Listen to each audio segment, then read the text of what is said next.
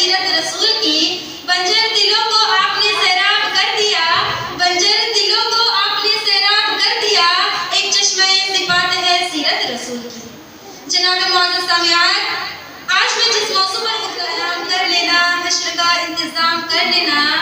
ذکر خیر الانام کر لینا، حشر کا انتظام کر لینا، کچھ سننے اور سنانے سے ہے پہلے سلام کر لینا۔ السلام علیکم ورحمۃ اللہ وبرکاتہ۔ زمین سے آسمان کی طرف پرواز کرتی ہوں، زمین سے آسمان کی طرف پرواز کرتی ہوں، خدا کے نام سے میں اپنی تقریر کا آغاز کرتی ہوں۔ جناب معزز سامعین، آج مجھے جس موضوع پر لب کشائی کرنے کا موقع ملا ہے وہ ہے رحمت للعالمین۔ بہت دنوں سے میرے قلب میں یہ تمنا تھی کہ میں آپ حضرات کے روبرو کچھ دیر گفتگو کروں۔ اللہ رب العزت کا شکر ہے کہ اللہ رب العزت نے مجھے آپ جیسے معظم و مکرم حضرات کے روبرو کچھ دیر گفتگو کرنے کا موقع دیا۔ اللہ رب العزت سے دعا ہے کہ اللہ ہمیں سننے سے زیادہ اس پر عمل کرنے کی توفیق عطا فرمائے، آمین۔ سرمایہ حیات ہے سیرت رسول کی،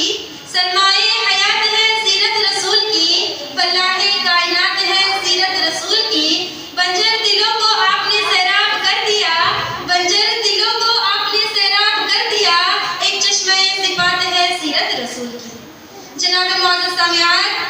آج میں جس موضوع پر گفتگو کرنے جا رہی ہوں یہ وہ موضوع ہے کہ ساری دنیا کی درختوں کو قلم بنا دیا جائے، ساری دنیا کی سمندروں کو روشنی بنا دیا جائے، زمین سے آسمان تک خلا کا ہر حصے کو رات بنا دیا جائے، تو پھر بھی گمان ہو سکتا ہے کہ دنیا کی ساری قلم ٹوٹ جائے، زمین سے آسمان تک خلا کا ہر حصہ پر ہو جائے، لیکن پھر بھی سیرت مصطفیٰ کا ایک باب بھی پورا نہ ہو سکے گا۔ اسی لیے تو کسی شاعر نے کیا خوب کہا ہے کہ ہو گئی زندگیاں ختم اور قلم ٹوٹ گئے، ہو گئی زندگیاں ختم اور قلم ٹوٹ گئے، پر تیرے اوصاف کا ایک باب بھی پورا نہ ہوا۔ جناب معزز سامعین، حضور کی آمد سے پہلے عرب جہالت کا دورہ تھا، انسانی قدریں ناپید تھی، انسانی تعصب عروج پر تھا، کہیں پانی پینے پلانے پر جھگڑا تو کہیں گھوڑے آگے دوڑانے پر جھگڑا، یوں ہی روز ہوتی تھی تکرار ان میں، یوں ہی روز ہوتی تھی تکرار ان میں، یوں ہی روز چلتی تھی تلوار ان میں۔ پھر کیا؟ پھر رحمت خداوندی کو جوش آیا دنیا کو ظلم و ستم سے نکالنے کے لیے، ان کے دکھوں کا مداوع کرنے کے لیے، ان کے زخم پر مرہم لگنے کے لیے رحمت دو جہاں کو رحمت للعالمین بنا کر بھیجا، اور ساتھ ہی اللہ رب العزت نے قرآن میں فرما دیا کہ وَمَا أَرْسَلْنَاكَ إِلَّا رَحْمَةً لِّلْعَالَمِينَ، ہم نے آپ کو تمام جہانوں کے لیے صرف اور صرف رحمت للعالمین بنا کر ہی بھیجا ہے۔